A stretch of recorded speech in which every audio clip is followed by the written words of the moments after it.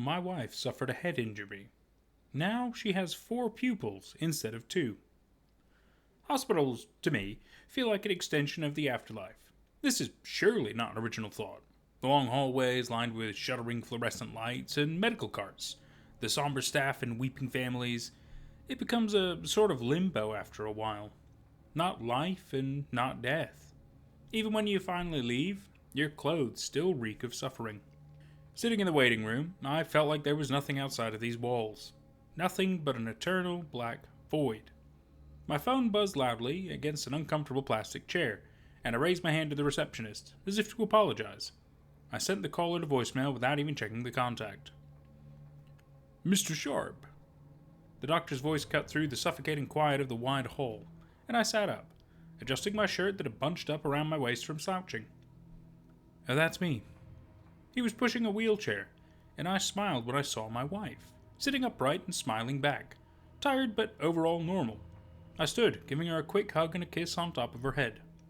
"Mr. Sharp, your wife is doing just fine," the doctor told me, looking between us. I sighed. Thank God. I was sure it would be much worse. "Well," the doctor glanced around us at the nearly empty waiting room, as if he didn't want to be overheard. "There's something I'd like to speak with you about." I frowned. "Yes?" "It's her eyes." I took a step back and got a better look at Dahlia. She was wearing her clothes from home, the ones I'd brought her, considering the ones she'd come in had been drenched in blood and green paint, and other than a bandage around her head, she looked normal. "Take a closer look," the doctor said, as if he had read my mind. I leaned in closer, examining my wife's face. I gazed into her blue eyes, and my heart sank. Instead of only 1 pupil in each, there were 2. They looked strange and almost wispy, and they appeared to bulge against the edge of her irises like they were stretching them out. I gasped. I didn't know how I hadn't noticed before. They made her look alien. "We need to do more tests," the doctor muttered as I stared, mystified, into Dahlia's eyes. "It must have been the blunt trauma from her fall that caused this. Normally we would label this condition Polycoria. However, normally?" I interrupted, my tone brisk. I felt a little unsteady on my feet. "However," he continued, as if I hadn't spoken, "that condition is very rare, and I haven't seen it caused by trauma before. Usually one would be born with something like this, rather than it developing. We need to make several follow-up appointments, but her vision seems fine, and besides that, she only needs to rest and get back to her life." "Are you serious?" I looked around, at the patients and their families who were now staring. I lowered my voice into a hiss. "She looks like a monster. She can't just be okay." Dahlia took my hand. I took a deep breath, trying to self-regulate. For her sake. "Honey," she said softly, pressing my hand against her cheek. "I'm fine. I promise. I feel fine. And the doctors are very nice. They're going to figure it out. Look at me." I looked at her again, trying not to panic at her otherworldly appearance. "I'm fine," she said again, giving me a gentle smile.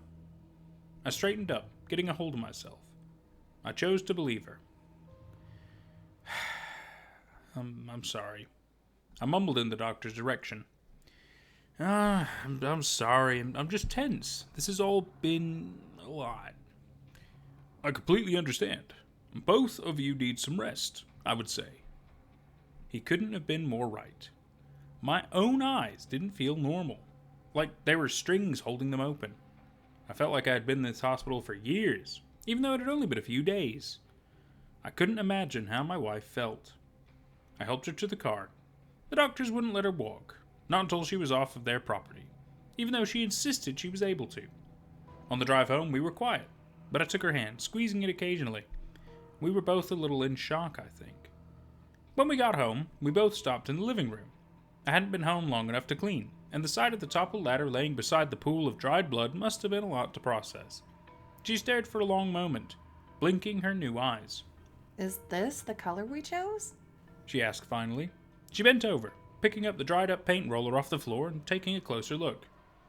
I stared at her, incredulous. I couldn't believe that, over everything else, was what she was thinking about right now.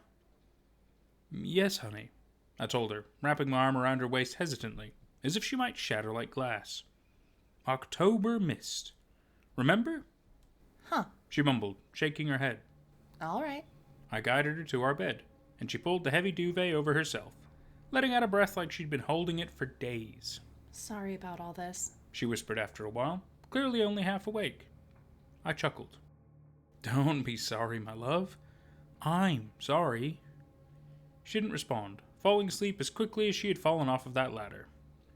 When my wife finally woke up again, late into the afternoon the next day, I was long past done cleaning up the living room, and I was waiting with the kettle running and her bottle of pain medication.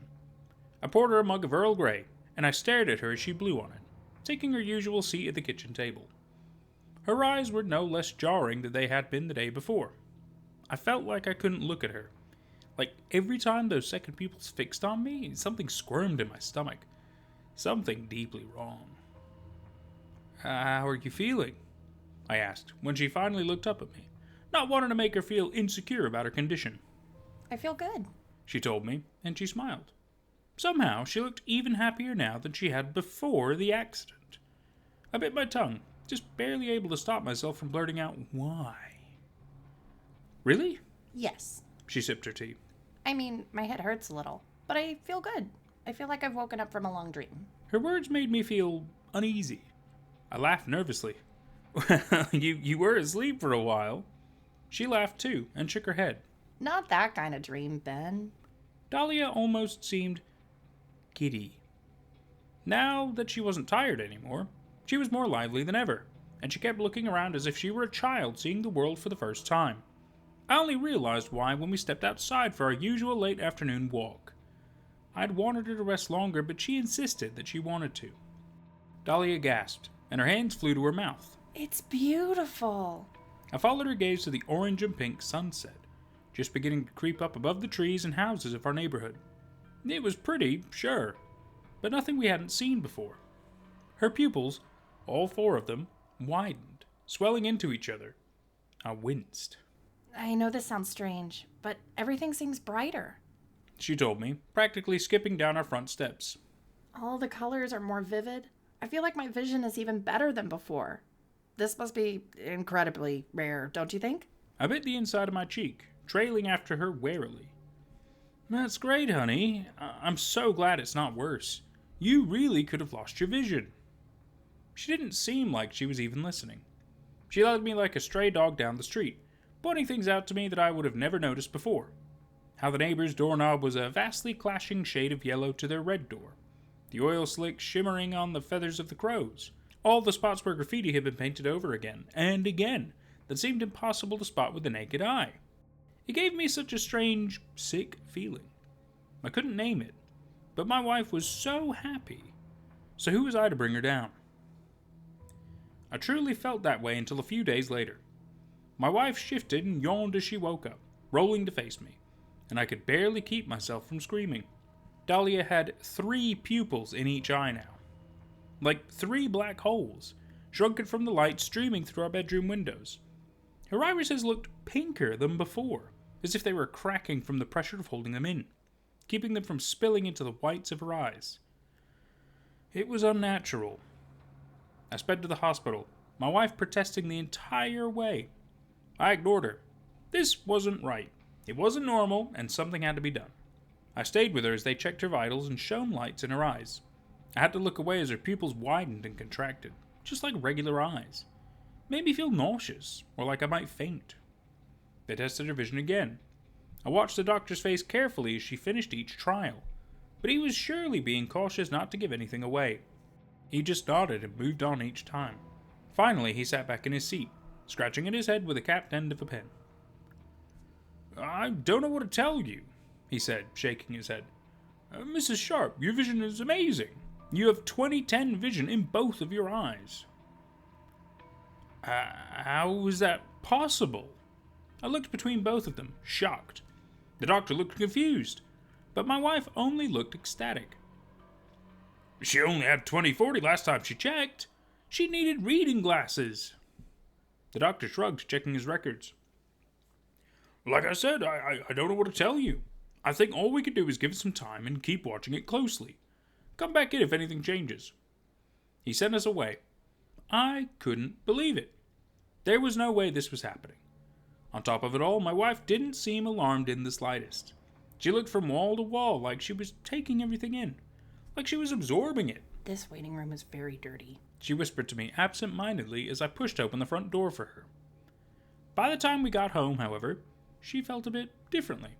She slumped into my side, her eyelids drooping. I feel very overwhelmed, she told me. I think I need to rest my eyes for a bit. I felt a bit relieved. Finally, she would show the symptoms of what she had been through. Finally, everything would feel a little bit normal. But again, that didn't last very long. She woke up energized in the morning, and she asked me to take her on a drive. I resisted at first, but she pleaded with me, and eventually I gave in. While we drove, she described things that I couldn't see. She told me there were colors that she hadn't even known existed. Colors she would never be able to explain. Greenish, bluish, purplish, orangish things. Colors that didn't make any sense. She said she could see the UV in the air, flickering and swimming across her vision like strange alien moths. She told me she felt like she could see the worms moving beneath the ground, and the birds flying far above the clouds. She seemed almost manic with glee over this. I felt extremely uncomfortable, but I listened to her ranting nonetheless. When we got back home, she said the car door handle was coated in germs, so I opened it for her. The next day, Dahlia woke up with 5 pupils in each eye. The skin around them was red and swollen, as if she'd been crying or violently rubbing at them. She wailed at me to get away from her, to get out. I nearly tripped backing out of our bedroom, my eyes welling up with tears. I sprinted downstairs and I called an ambulance. As they wheeled her into the ambulance on a stretcher, her arms and legs strapped down to minimize her thrashing, I got another good look at her face. She glared at me with blazing hatred, and her eyes reminded me of the eyes of a fly. They made me feel itchy, somewhere beneath my skin. That was not my wife. My beautiful, sweet wife. That was something else. Someone else. Someone I didn't know. They kept her for a while. When I got to the hospital, they told me they would keep me updated, but it would be best if I went back home and waited for news. I got many calls those next few days, all of which I sent to voicemail, because they weren't from the hospital. I cried and paced and tried to distract myself, none of which helped. I cursed the broken ladder in our garage for not working properly. I prayed. Finally, I got the call. I could come and see her. I packed an overnight bag and I made my way there, running through multiple red lights in the process.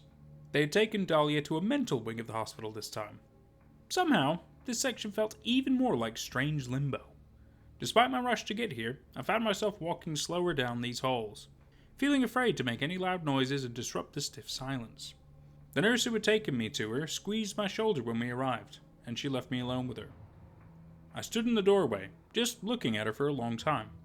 My wife was sitting up in her hospital bed, looking back at me. Her hair looked mousy and unwashed. Her face was red and rashy. It looked like she'd been scratching at it. Her wrists were red too, from her restraints that were no longer holding her. She was calm. At first I thought her eyes were completely black. With closer inspection, though, I found that that wasn't the case. I couldn't count how many pupils she had. I could only guess maybe somewhere in the 20s. They all fought against each other, moving together, swelling in her skull like some kind of breathing hive. Some were broken or wispy, like they hadn't fully developed, or glossy and merged into each other like an embryo. Her eyes were no longer blue. Hi, Benjamin. She spoke finally, her voice raspy from screaming. I frowned. She never called me Benjamin. Only Ben. When we had met, she told me she didn't like it, that it felt too formal, like we were strangers. Hi, honey, I said softly, carefully. I went to approach her bed, but she held out a hand, stopping me in my tracks. How are you feeling? That was when she smiled. It was not her normal smile. Her smile was twisted, unfurling up her cheeks like cracked leather. It looked painful and strained. It looked unnatural. I feel beautiful, Benjamin. I can see everything. I swallowed. What do you mean you can see everything, my love? I found myself talking to her as if she was a child, like I was humoring her. In my defense at the time, I thought she might have completely lost it. She shifted in her bed, but her smile didn't falter for a second. Everything, honey. She repeated slowly, and her voice made me shiver. The air in the room felt hot and stuffy, like any airflow that had existed before had gone for decades. I can see everything, and I know everything. She raised a hand, pointing a finger at me. I can see through your skin, my love, and into your bones, and I can see your heart pumping your filthy blood through your filthy veins. I can see through everything that you are and ever have been. I can see you from your mother's womb to your unmarked gravestone. I can see into the fabric of your universe, honey. She spoke the pet names like she was mocking me, belittling me. I just stared at her, shocked into silence for a moment. "You're just sick," I told her, my brow furrowing. "You're going to get better, Dahlia. You just need rest." No! She shouted, the words sharp and cutting. No, you are the one who is sick. You will see what happens to sick men like you. What do you mean? My voice was shaky, and now I felt cold. I cleared my throat. Her smile only seemed to widen, and what she said next made me feel lightheaded. Do you think I don't know? Do you think I can't see you taking those screws out of that ladder? I froze. My hands trembled. What are you talking about? Do you think I don't know why you did it? Does she even know about me? I didn't say anything else. I stared at her for another few seconds, like my feet were glued to the ground, and then I turned on my heel and I ran. I ran out of the hospital, ignoring the nurses and the receptionist calling out to me to come back. I burst out of the door into the cool evening air, my muscles screaming, and only then did I dare to look back. I had half expected her to be behind me, chasing me, her eyes wide and bulging and her teeth sharp. Nothing. There was no one. My phone buzzed in my pocket. I took it out, cursing loudly, and sent the call to voicemail. The fear struck me again. I swiped to my unopened voicemails and I pressed on my oldest one, the one from that day when I was waiting for my wife to be ready to go home after her accident. My hand shook uncontrollably, and had to hold on with both of them to keep from dropping my phone. "Hi, baby. Are you busy? I know you said not to call you at this number. I wish you would answer me. Something's going on. I don't know. Maybe I'm just sick or something. Something's going on with my eyes." And that was my wife suffered a head injury. Now she has 4 pupils instead of 2, by orangeplr. Now, I found this to be quite interesting because initially the title of the story kind of drew me to it, and I was like, oh, multiple pupils, that's kind of interesting. Is that potentially a real thing? And then in the story they mentioned Polycoria, and I was like, is that an actual thing? Like, or is it just a made up word based on Latin and stuff? And no, it turns out it's true. Polycoria is indeed a thing. It's also known as a true polycoria. It's distinguished by the presence of a sphincter muscle around each iris hole, permitting synchronous constriction and dilation of the 2 pupils. But in some cases, it can be more than 2 pupils. Yeah. It's apparently a pathological condition of the eye, which can could even be part of a disease, you know? I don't think science has fully figured out exactly how people can get it. But yeah, it's just crazy. And as you can imagine, it does affect their vision. You know, like they might not have quite the same kind of vision levels like we would, obviously, because we see out of 1 pupil, for example. I'm not sure if that means they could see out of both at the same time. That would be so strange, wouldn't it? But then it also makes you wonder if they can have it in both eyes at the same time or just one. Because it's not like the color changing one, hexachroma, I forget the name of it. But like, you know, how, or heterochroma, something like that. How people can have like different colored irises. But I don't think that's quite the case. I think in this one it is just literally something about the visibility prospects, which is really fascinating. If anything, I had no idea it was such a thing. I'm sure I'll link a little photo in as well. It might even be the thumbnail for all we know. It's really fascinating. So anyway, it's also storming, by the way, here. So don't be surprised if you hear some thunder. So what I found to be really interesting as well about this story is it's another one of those that I think story tells really well how you don't get all the information right away. You slowly uncover bits and pieces of the story until you truly know what's going on at the end. You know what I mean? I like those kind of things because then you still have something to look forward to, something to piece together. Certain things make sense ahead of time and you could probably guess certain things, but sometimes they throw you a curveball, you know? Like the fact he was clearly cheating on his wife. Like, horrible. And then the fact that he was potentially trying to kill her. But at the same time, if you're going to try to kill somebody, a ladder inside a house is probably not the way to do it. I mean, obviously, I don't know for sure if that would do it. I haven't tried to kill anybody. You keep your mouth shut. I'm kidding. Seriously, no. That's not in my blood. I don't think I could do such a thing. But it's just, when you really think about it, you're like, that's such a silly thing.